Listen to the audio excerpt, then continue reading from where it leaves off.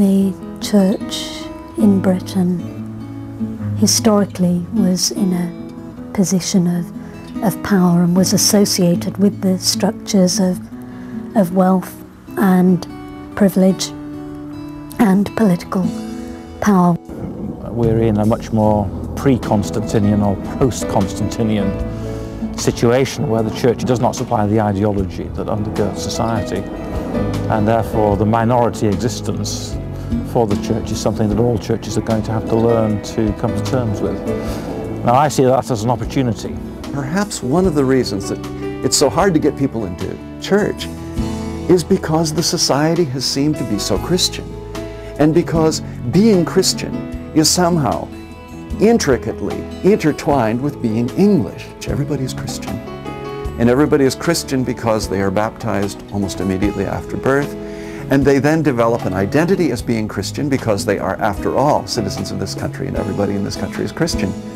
And so the way that our country does things is Christian.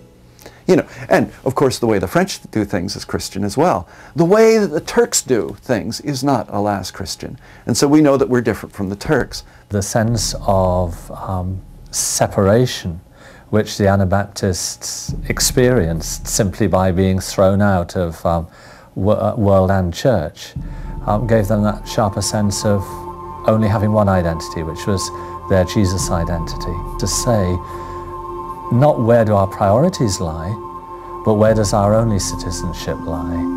What the Anabaptists were doing back in the 16th century was beginning to pioneer the demise of Christendom by saying that you are a member of the church not because you're born, but because somehow, through God's grace, you're reborn. And you are, through God's grace, invited to experience a new solidarity, which is transnational, which includes the French as well as the British, and the Americans, and some Turks, which is based then upon choice. What's happening in this country, but also in France and Germany and other places, is that churches which have no vision, no sense of perspective, no sense of mission, are on the whole declining. In fact, the majority of people in this society have no meaningful involvement in any religious community, and certainly not a Christian community. But where Jesus is being preached, there is growth, sometimes very rapid, sometimes slower in the harder settings. So what gives me hope is the fact that what's old and stale is dying. There's no social momentum to keep it going. And what gives me further hope is to see that people are being converted, and the people that are being converted are not only the middle classes, which has always been a European problem.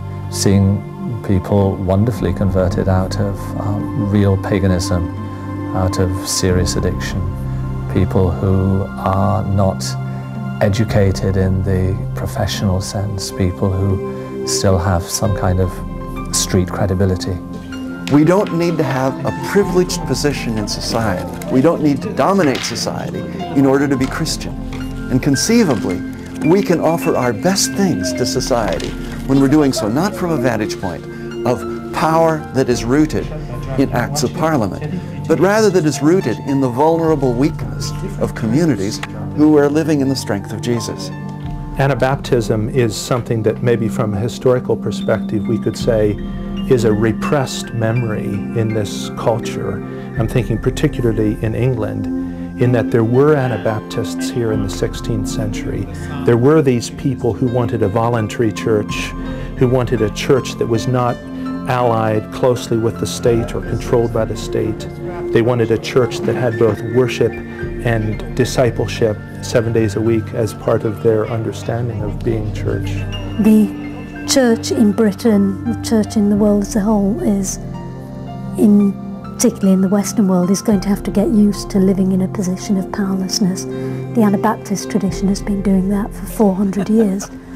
It's got some experience of what it means to be a small, often persecuted minority trying to live a distinctive pattern of life in a hostile situation. I think those lessons will be important, increasingly important for the church in this country.